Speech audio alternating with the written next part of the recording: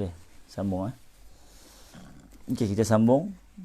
Mengelokkan suara bacaan. Jadi guru kita Al-Imam Sayyid Muhammad Alawi Maliki rahimahullah ta'ala juga sebutkan dalam adab-adab, antara adabnya adalah tahsinus saut bil qira'ah, iaitu kita memperelokkan suara dalam pembacaan. Jadi ada hadis Nabi SAW yang diriwayatkan daripada Ibnu Hibban yang mengatakan zayyinu al-Qur'ana bi aswatikum, iaitu hassinul Qur'an bi aswatikum, yang dilafaz mengikut Al-Imam Ad-Darimi. Maka Al-Quran ini apabila disambungkan juga fa inna sautal al-hasana yazidul Quran hasanan.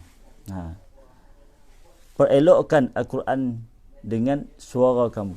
Maksudnya suara kita tu bila kita nak baca Al-Quran, kita menyaringkan Al-Quran, mencantikkan pembacaan Al-Quran. Kemudian kalau lagi cantik suara kita, maka lagi bertambah akan kebaikan kita membaca Al-Quran tersebut. Jadi tapi tidak menafikan orang yang suara tak sedap. Ini bukan yang beza nafi suara sedap suara tak sedap. Maksudnya pencantikan baca Al-Quran ini juga ditakrifkan sebagai kita membaca mengikut tajwidnya, membaca mengikut tertibnya, membaca secara tertil. Jadi cantik. Orang yang suara tak sedap kalau dia baca a'udzubillahi minasyaitonirrajim, bismillahirrahmanirrahim, alhamdulillahi rabbil alamin, dia baca secara tertib, kita dengar sedap. Berbeza dengan orang yang dah lah suara tak sedap, baca tak ikut tajwid, kemudian baca kalut-kalut pula a'udzubillahi, jadi tak syok. Maksudnya tahsin qiraah tersebut, tahsin saut tersebut dengan qiraah yang elok tersebut, maka kita baca dengan penuh tertil, baca dengan penuh tertib, dan juga baca dengan penuh tajwid. Maka kita akan dapat kebaikan daripada Allah Subhanahu Wa Taala. Ini adab kita dalam bacaan Al-Quran. Kemudian yang seterusnya, yang terakhir guru kita sebut yang ke-12, menjaga mushaf dan melindunginya dengan tidak membiarkannya terbuka. Baca Al-Quran, jangan kita lepas kita habis baca kita biarkan Al-Quran itu terbuka. Tutup. Sebab tu orang-orang dulu, orang tua dulu bagus ajak kita masa kita kecil, bila habis baca Sadaqallahul Azim, tutup saja Al-Quran, kemudian baca doa. Habis baca Al-Quran kan, baca doa. Lepas habis baca doa, akan letak tu.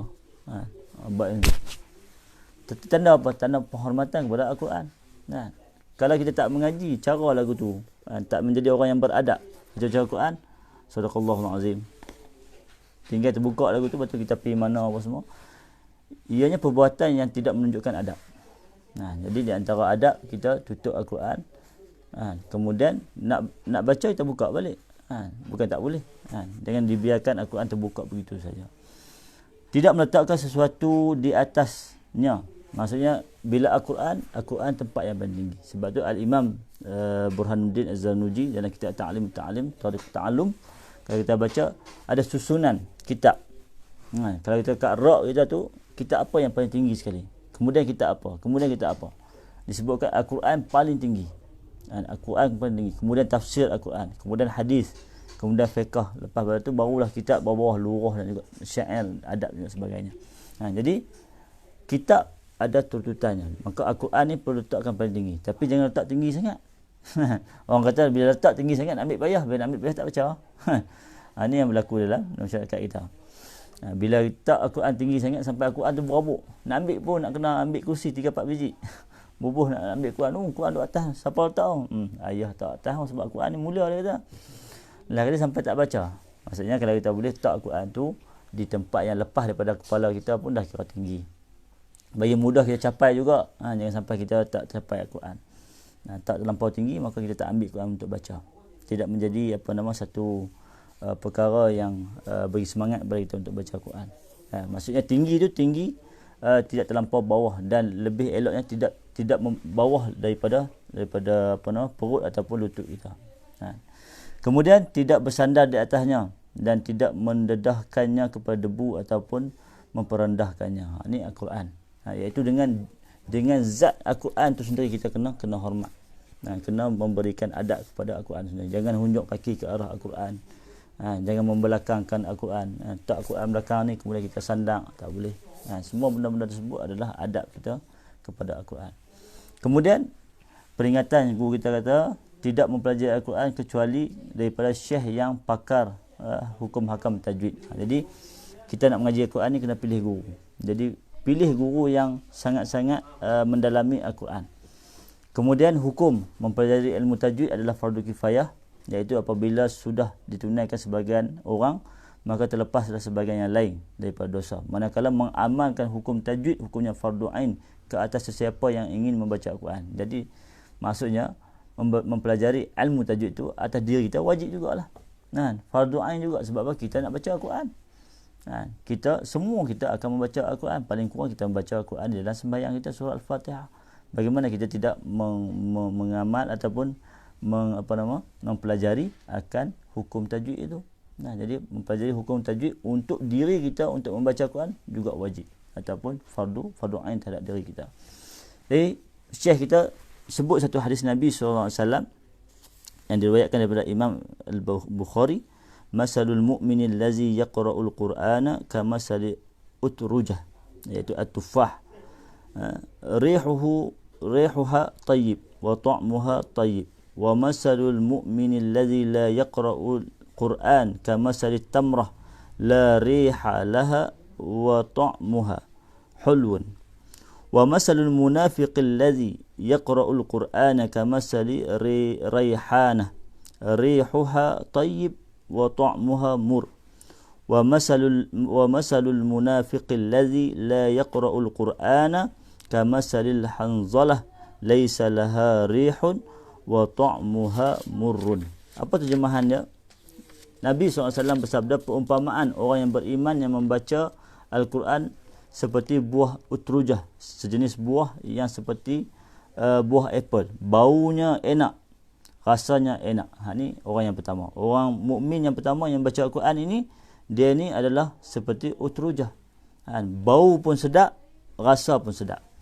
Yang kedua, perumpamaan orang yang beriman yang tidak membaca Al-Quran seperti tamar yang tiada baunya dan rasanya juga tidak enak.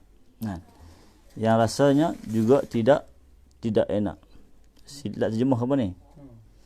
Dia ada berlaku kesilapan terjemah di sini.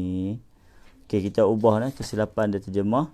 Perumpamaan orang yang beriman yang tidak membaca Al-Quran. Wa masalul mu'minil ladzi la yaqra'ul Quran kamasalit tamrah.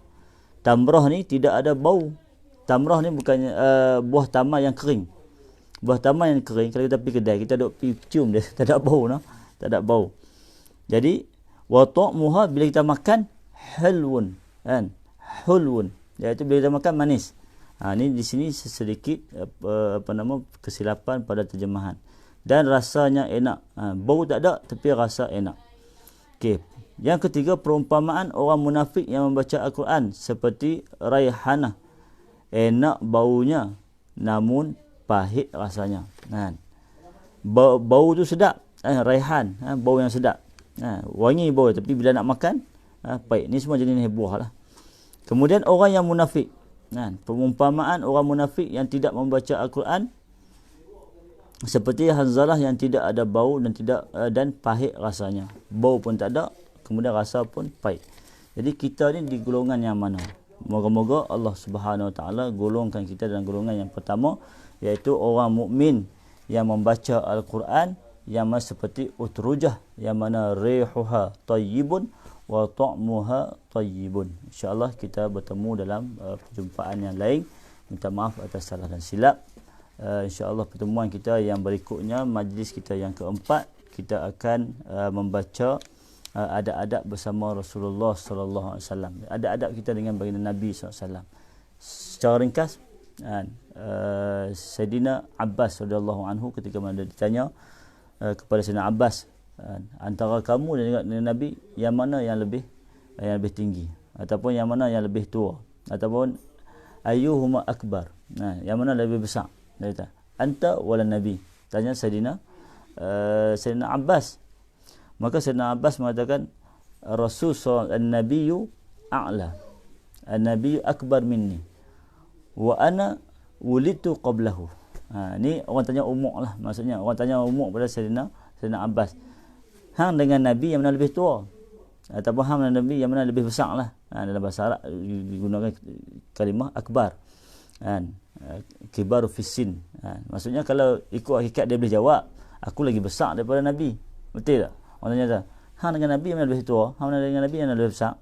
Aku lagi besar daripada Nabi. Tapi tengok adab. Sayyidina Abbas kata apa? Sayyidina Nabi atau an-nabiyyu akbar minni.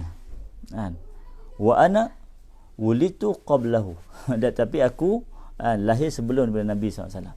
Dan jawab kata dia tu lagi tua daripada Nabi, tapi Nabi tu akbar minni. Ini adab para sahabat sampai ke tahap tersebut. Para sahabat dengan Nabi SAW sangat beradab. InsyaAllah di pertemuan yang akan datang kita akan bicarakan adab-adab dengan Rasulullah sallallahu alaihi wasallam. Aqulu qawli hadza astaghfirullah li wa lakum wa lisairil muslimin wal muslimat wal mu'minin wal mu'minat bi rahmatika ya arhamar rahimin. اللهم فقهنا في الدين وعلمنا التأويل وهدنا صراطك المستقيم. اللهم اجعلنا من أهل الخير. اللهم اجعلنا من أهل العلم والعمل. اللهم اجعلنا من التوفيق والهداية. اللهم اجعلنا من المغفرة والرحمة. اللهم اجعلنا من أهل جنتك يا الله يا رحمن يا رحيم يا أكرم الأكرمين يا بديع السماوات والأرض يا ذا الجلال والإكرام. سبحان ربك رب العزة عما يصفون والسلام على المرسلين والحمد لله رب العالمين. Yang baik daripada Allah Subhanahu wa taala, yang buruk yang kurang daripada keburukan dan kebodohan diri saya. Assalamualaikum warahmatullahi wabarakatuh.